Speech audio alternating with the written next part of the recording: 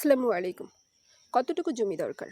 গল্পটি রাশিয়ার এক লোভী লোক পাহমকে নিয়ে, যার জমি কেনার দিকে ঝোঁক ছিল অনেক বেশি। কারো কাছে জমির কথা শুনলেই তার চোখ চকচক করে উঠত। কম দামে জমি বিক্রি হলে তিনি তা কেনার জন্য মরিয়া হয়ে যেতেন। জমির জন্য ছুটে যান এখানে সেখানে। সস্তায় যেখানে জমি পাওয়া যায় সেখানেই গিয়ে পরিবার সহ হাজির হন পাহম। জীবনযাপন শুরু করেন। এভাবে এক এলাকা থেকে আরেক এলাকা ঘুরতে ঘুরতে পাহম এমন এক এলাকায় সন্ধান পান সেখানকার মানুষ খুবই সহজ সরল।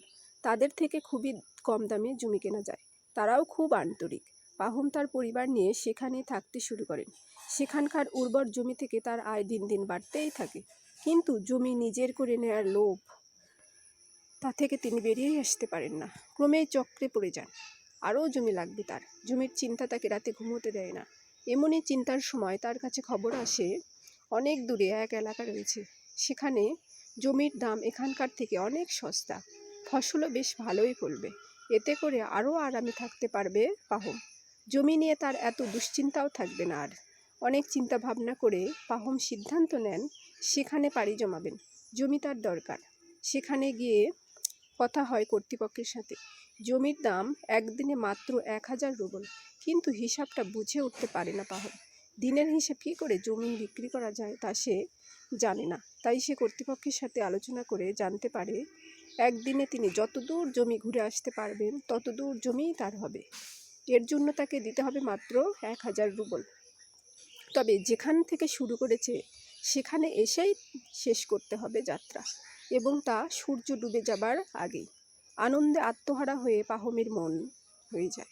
এতদিনে তিনি মনের মতো কম দামে জমি পাচ্ছেন। রাতে ঘুমাতে পারেন না তিনি। প্রফুল্ল মন শুধু আনন্দ করতে থাকে। জমি পাওয়ার সময়ের জন্য তার তর সইছে না। ভোরে তন্দার মতো আসে। সেখানে স্বপ্নে তিনি নিজের মরদেহই নিজের চোখের সামনে দেখতে পান। ভরকে যান পাহম। কিন্তু এসব ভেবে এখন কোনো লাভ নেই। সকাল শুরু হয়ে যাচ্ছে।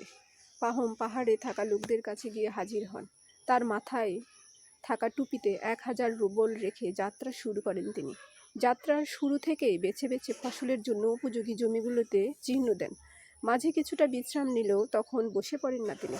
বসে পড়লে যদি ঘুম পায় তখন সব শেষ হয়ে যাবে। জমির লোভে এগোতেই থাকেন পাহম। একটার পর একটা জায়গা তার নিজের জন্য চাই। কিন্তু হায়, সূর্য তো অস্ত যাওয়ার জন্য প্রস্তুতি নিচ্ছে। এখন তাকে ফিরতেই হবে। কিন্তু দৌড়েও টুপিটার কাছে ফিরতে পারবেন না বলে মনে হয় তার। তাই কষ্ট করে হলেও জোরে পা ফেলান পাহম। এতে তার প্রচুর কষ্ট হচ্ছিল, কিন্তু কিছুই করার ছিল না তার। অবশেষে সবার উৎসাহ পেয়ে শুরুর জায়গায় এসে পড়ে যান। সবাই বাহবা দিতে থাকে। অনেক জমি পেয়েছে সে, যা অনেকটাই কল্পনা অতীত।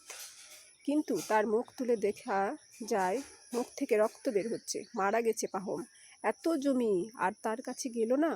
তার তখন জায়গা হলো পা থেকে মাথা পর্যন্ত মাটির জায়গা, অর্থাৎ মাত্র 6 ফুট। লোভে পাপ, পাপে মৃত্যু।